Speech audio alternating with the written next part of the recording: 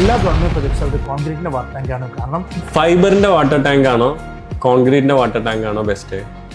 ഫൈബറും concrete compare ചെയ്യുമ്പോൾ ഏറ്റവും നല്ലത് എൻ്റെ അഭിപ്രായത്തിൽ കോൺക്രീറ്റിൻ്റെ വാട്ടർ ടാങ്കാണ് ഏറ്റവും ബെസ്റ്റ്. ഒന്ന്, നമ്മൾ ഡ്യൂറബിലിറ്റി ആസ്പെക്ട്സ് എടുക്കുക. ഒരു ഫൈബറിൻ്റെ വാട്ടർ ടാങ്ക് ആണെങ്കിൽ ഒരു 20 to 25 years നമുക്ക് ഡ്യൂറബിലിറ്റി കിട്ടുള്ളൂ. അതേസമയം ഒരു കോൺക്രീറ്റിൻ്റെ വാട്ടർ ടാങ്ക് ആണെങ്കിൽ ഏറ്റവും കുറവ് 50 years. പ്രോപ്പറായിട്ട് മെയിൻറ്റെയിൻ ചെയ്താൽ it will last up to 100 years.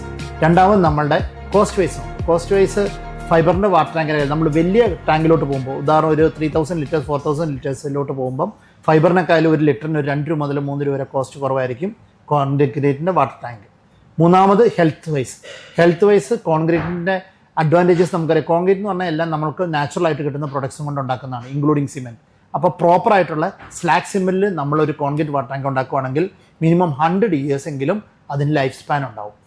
പിന്നെ നമ്മൾ ഗവൺമെൻറ് പ്രൊജക്ട്സുകൾ നിങ്ങൾ കമ്പയർ ചെയ്യുക. ഗവൺമെൻറ് പ്രൊജക്ട്സ് കമ്പയർ ചെയ്യുമ്പോൾ നമുക്കറിയാം എല്ലാ ഗവൺമെൻറ് പ്രൊജക്ട്സും അവർ കോൺക്രീറ്റിൻ്റെ വാട്ടർ ടാങ്കാണ്. കാരണം വേറെ ഒന്നുമല്ല, ഏറ്റവും കൂടുതൽ പല ഡിഫറെൻറ്റ് ടൈപ്സ് ഓഫ് വാട്ടർ അതിൻ്റെ അകത്ത് പമ്പ് ചെയ്യുന്നുണ്ട്, അതിൽ നിന്ന് തന്നെ അത് സപ്ലൈയും ചെയ്യുന്നുണ്ട്. അപ്പോൾ ഏത് തരം pH വേരിയേഷൻ വെള്ളത്തിൽ വന്നാലും കോൺക്രീറ്റിൻ്റെ വാട്ടർ ടാങ്ക് അതെല്ലാം വിസ്റ്റാൻഡ് ചെയ്യാനുള്ള കപ്പാസിറ്റി ഉണ്ട്. പക്ഷേ നമ്മളുടെ ഫൈബറിൻ്റെ വാട്ടർ ടാങ്ക് ആകുമ്പോൾ അതിലെങ്ങനെ ഈ pH വേരിയേഷൻ വരുന്ന വെള്ളം റിയാക്ട് ചെയ്യുമെന്ന് നമുക്കറിയില്ല.